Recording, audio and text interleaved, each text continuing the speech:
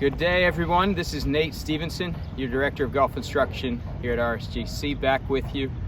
And this month, December swing tip, we're talking about green reading.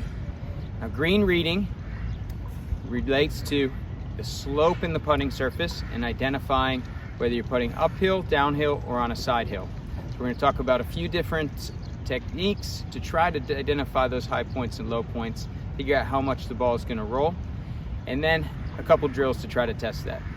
First off, we're going to put some tees in the ground. We've got a big breaking putting here on the RSGC practice screen. Try to identify a break with this putt here of right about 1 foot. Place some tees in the ground along the line I'm going to intend to hit the putt. Going to go ahead and execute the putt, and then we'll see how I did with my green read. We have our tees on the ground. I've identified a break of 1 foot right to left. Going to give it a roll. See how this read looks. If we need to, we'll adjust the tees slightly until we can find the perfect read.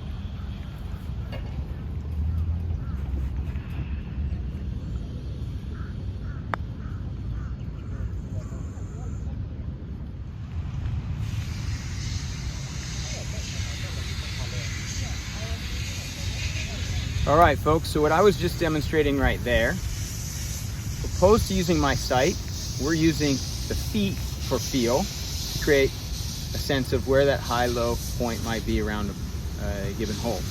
Every hole has a high-low point if there's one plane. If there's multiple planes, you may have 2 or 3 high or low points.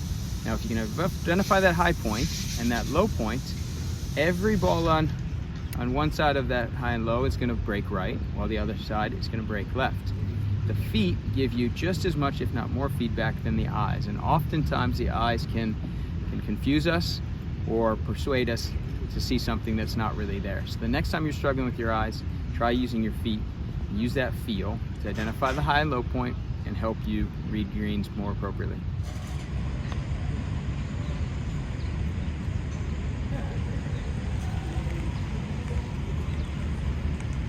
Now, another great drill you can use to work on your green reading is the 4T drill we're demonstrating here. You've got a T on the high point, T on the low point where I'm standing now, and then 2 perpendicular to that point at 90-degree angles from the high and low. Now, the putts that break the most are always going to be perpendicular to your high and low point. It's sometimes difficult to identify where that high and low is, but using some tees, you can find your straight putts and then go 90 degrees from those points.